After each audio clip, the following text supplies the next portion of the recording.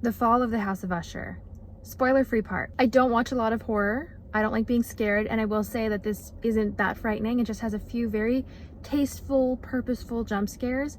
It's definitely worth watching. It's weird, grotesque, so creative, and just filled to the brim with Edgar Allan Poe Easter eggs. Amazing acting and writing, wonderful set design, light design, costumes, directing, just a beautiful piece of media. I really enjoyed it. Okay, now to the spoilers and to the interpretation and explanation. Easter eggs. Verna's driver's license says Pamela Clem, which is from Poe's wife Virginia's maiden name, Clem, and her address, 1849 Reynolds Street, combines the year Poe died with the name that he yelled out, Reynolds, right before he died. So Verna is an anagram of Raven. I don't particularly think she's death or fate, or even that we're supposed to know what she is. I think she's more of a malleable karma figure, which is why she is upset at the wrongdoings of the Ushers, but she still has the discipline to follow through with killing Lenore, even though she's sad about it. She's pleasantly surprised and grateful at Pym for accepting the consequences of his actions. You know, karma. So Eliza is named after Poe's actual mother. Now, I was a bit confused about her revival. You know, were the Ushers cursed before Verna? Was Verna involved before their deal when they were older? Maybe it was just foreshadowing or an allusion to Madeline Usher later on at the end. Poe does have a story about being buried alive, mistakenly thought for dead. And this was an actual problem back then. They had the bells in the graves. It's just that, why does Rod see his mother's ghost then? And the ghost of Annabelle Lee, who looks like she shot herself. He could be hallucinating as per his disease. I definitely do not believe that Eliza was like so weak and fragile on death's bed, and then suddenly, yeah, I understand you can have a burst of power, but I just don't think you're strong enough to lift a whole man and, you know, magically die when you kill him, your lover, which is parallels of Madeline and Rod. I don't know. I am surprised that she's so religious as to forbid medical intervention, but she's okay with either premarital sex or cheating, whichever happened. Girl. And she also dies without any physical injuries, and then now with this injury to her eye, just like Leo does.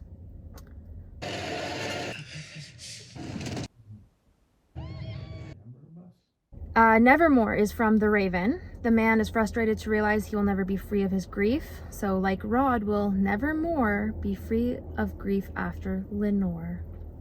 And in Poe's The Cask of Amontillado, a nobleman plots revenge against a man named Fortunato. So tempting him with tasting the wine and then entombing him in a brick wall. As we can see, that's very literal. We see that homage.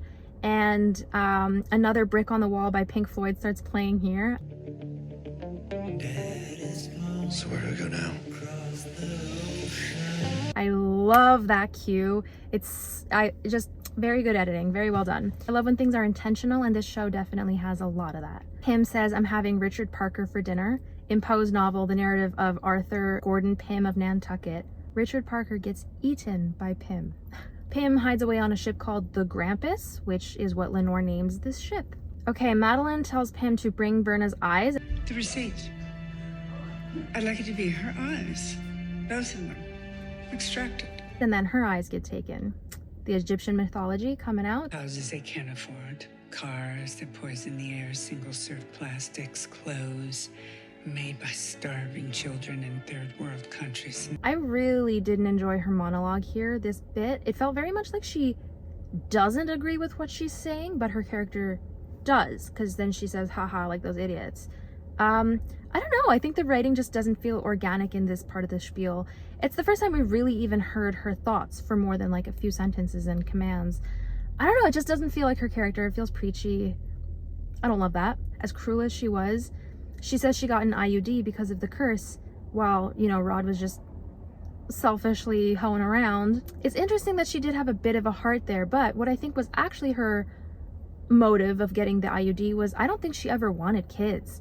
I think that she didn't want to be viewed as weak or just a baby factory like Annabelle Lee, like used and discarded, as women were back then, right? Like, she wanted to work and be respected.